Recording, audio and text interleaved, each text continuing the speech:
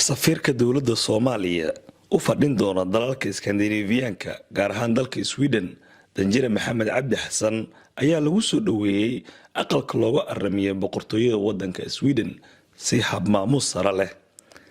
Safiirka waxaa booqashada ku weheliyay xogayaha koowaad ee safaaradda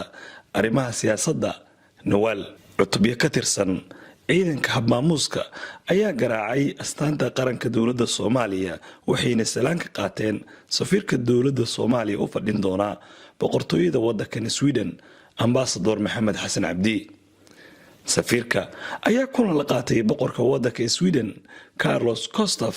isla markaana ay saxaafadda dibadjoogka ahayd. xubin ka mid ah boqortooyada wadanka Sweden ayaa telefishinka qaranka Soomaaliyeed ugu warbixisay kulanka safiirka la qaatay boqorka wadanka Sweden. The new Somali ambassador to Stockholm, Ambassador Mohammed Hassan Abdi,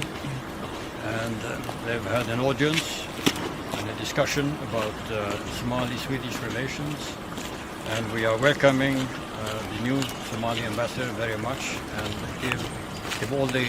greetings and well-wishings for the future. ugu dambeyntii Danjire Maxamed Xasan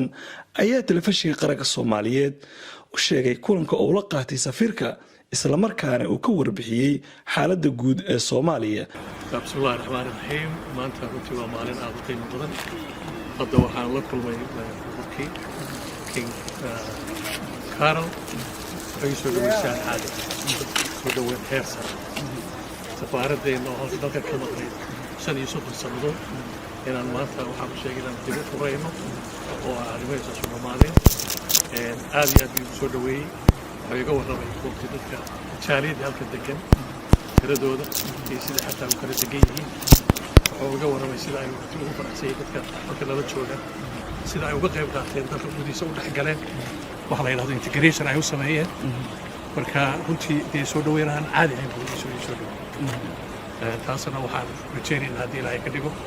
in xiriirka labada dal oo sigana aad uga wada hadalnay oo ay runtii iyagu u dhowdo dalka ay ka warhayaan qiimuhu leeyahay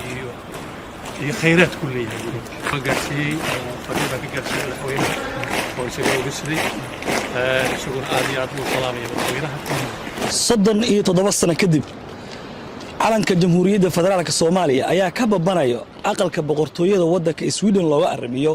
taasay ku sifeeyeen muwaadiniinta Soomaaliyeed ee ku nool qaaradda Yurub gaar ahaan wadamada Scandinavian-kan horumar ay sameysay dowladda Soomaaliya isla markaana ay soo celisay xiriirkii ay la lahayd wadamada caalamka. Saabir Cilmi Yuusuf, warbaahinta qaranka Sweden.